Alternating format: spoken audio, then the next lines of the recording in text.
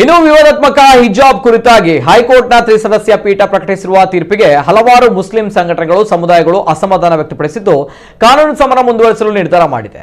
ಈ ನಿಟ್ಟಿನಲ್ಲಿ popular front of ಇಂಡಿಯಾದ ರಾಜ್ಯಾಧ್ಯಕ್ಷ ಯಾಸಿರ್ ಹಸೀನ್ ಮಾಧ್ಯಮಗಳ ಜೊತೆ ಮಾತನಾಡಿದ್ದು, ಹೈಕೋರ್ಟ್ ನೀಡಿರುವ ತೀರ್ಪಿನ ವಿಚಾರವನ್ನ ಪಾಪ್ಯುಲರ್ ಫ್ರಂಟ್ ಆಫ್ ಇಂಡಿಯಾ ಒಪ್ಪುವುದಿಲ್ಲ. ಇದೊಂದು ದುರದೃಷ್ಟಕರವಾದ ತೀರ್ಪಾಗಿದೆ. ರಾಜಕೀಯ ಪ್ರೇರಿತವಾಗಿರುವ ಈ ಅನ್ಯಾಯದ ತೀರ್ಪು ಸಂವಿಧಾನದ ಮೌಲ್ಯಗಳ ಮೇಲೆ ನಡೆದ ದಾಳಿಯಾಗಿದೆ ಎಂದರೂ ತಪ್ಪಾಗುವುದಿಲ್ಲ ಎಂದು ಹೇಳಿದರು. ಭಾರತದ ದೇಶದ ಸಂವಿಧಾನವು ಎಲ್ಲರಿಗೂ ಕೂಡ ಅವರವರ ಧಾರ್ಮಿಕ ಹಕ್ಕನ್ನು ನೀಡಿದೆ. ಇವತ್ತು ಕೋರ್ಟ್ ಹಿಜಾಬ್ ಇಸ್ಲಾಮಿನ ಅವಿಭಾಜ್ಯ ಅಂಗ ಅಲ್ಲ ಎಂದು ತೀರ್ಪು ನೀಡುವ ಮುಸ್ಲಿಮರ ವೈಯಕ್ತಿಕ ಕಾನೂನಿನಲ್ಲಿ ಹಸ್ತಕ್ಷೇಪ ಮಾಡಿದೆ.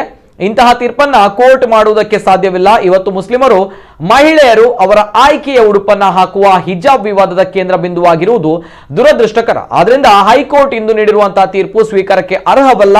ಇದರ ವಿರುದ್ಧ ಕಾನೂನಾತ್ಮಕವಾಗಿಯೂ ಕೂಡ ಪ್ರಜಾಸತ್ತಾತ್ಮಕವಾಗಿಯೂ ಕೂಡ ಹೋರಾಟ ನಡೆಸಲಿದೆ ಎಂದು ಹೇಳಿದರು. ಇವತ್ತು ಹಿಜಾಬಿನ ವಿಚಾರದಲ್ಲಿ ಮಾನ್ಯ ಹೈಕೋರ್ಟ್ ನೀಡಿರುವಂತಹ ತೀರ್ಪು ಏನಿದೆ, ಈ ತೀರ್ಪನ್ನು ಪಾಪ್ಯುಲರ್ ಫ್ರಂಟ್ ಆಫ್ ಇಂಡಿಯಾ ಒಪ್ಪುವುದಿಲ್ಲ. ಯಾಕಂತ ಹೇಳಿದರೆ ಇದೊಂದು ದುರದೃಷ್ಟಕರವಾದಂತಹ ತೀರ್ಪಾಗಿದೆ.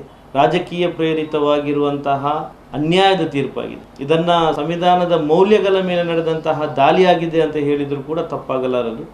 ಯಾಕಂತ ಹೇಳಿದರೆ ಇವತ್ತು ನಮ್ಮ ಸಂವಿಧಾನವು ಎಲ್ಲರಿಗೂ ಅವರ ಧಾರ್ಮಿಕ ಸ್ವಾತಂತ್ರ್ಯವನ್ನು ನೀಡಿದೆ. ಅದೇ ರೀತಿ ಅವರ ಆಯ್ಕೆಯ ಸ್ವಾತಂತ್ರ್ಯವನ್ನು ಕೂಡ ನೀಡಿದೆ. ಇವತ್ತು ಹಿಜಾಬ್ ಇಸ್ಲಾಮಿನ ಅವಿಭಾಜ್ಯ ಅಂಗ ಅಲ್ಲ ಎಂದು ಹೇಳುವ ಮೂಲಕ ಇವತ್ತು ಹೈಕೋರ್ಟ್ ಮುಸ್ಲಿಮರ ವೈಯಕ್ತಿಕ ಕಾನೂನಿನಲ್ಲಿ ಹಸ್ತಕ್ಷೇಪವನ್ನು ಕೂಡ ಮಾಡಿದೆ. ಯಾವುದು ಧಾರ್ಮಿಕ ಅಗತ್ಯ ಅವಿಭಾಜ್ಯ ಅಂಗ ಅಲ್ಲ ಹೌದು ಅಂತ ತೀರ್ಮಾನ ಅದು ಕೋರ್ಟ್ ಮಾಡಲಿಕ್ಕೆ ಸಾಧ್ಯವಿಲ್ಲ. ಇವತ್ತು ಮುಸ್ಲಿಂ ಮಹಿಳೆಯರು ಅವರ ಆಯ್ಕೆಯ ಉಡುಪನ್ನು ಹಾಕುವ ಬಗ್ಗೆ ಇರುವಂತಹ ಈ ವಿವಾದದಲ್ಲಿ ಹಿಜಾಬ್ ಎಂಬುದು ಮುಸ್ಲಿಮರ ಅವಿಭಾಜ್ಯ ಅಂಗ ಅಲ್ಲ ಅಂತ ಹೇಳಿರುವಂಥದ್ದು ತುಂಬ ದುರದೃಷ್ಟಕರವಾಗಿದೆ. ಆದ್ದರಿಂದ ತೀರ್ಪು ಸ್ವೀಕಾರಾರ್ಹವಲ್ಲ. ಪಾಪ್ಯುಲರ್ ಫ್ರಂಟ್ ಇದರ ವಿರುದ್ಧ ಕಾನೂನಾತ್ಮಕವಾಗಿಯೂ ಅದೇ ರೀತಿ ಪ್ರಜಾಸತ್ತಾತ್ಮಕವಾಗಿಯೂ ಇದರ ವಿರುದ್ಧ ಹೋರಾಟ ನಡೆಸಲಿದೆ.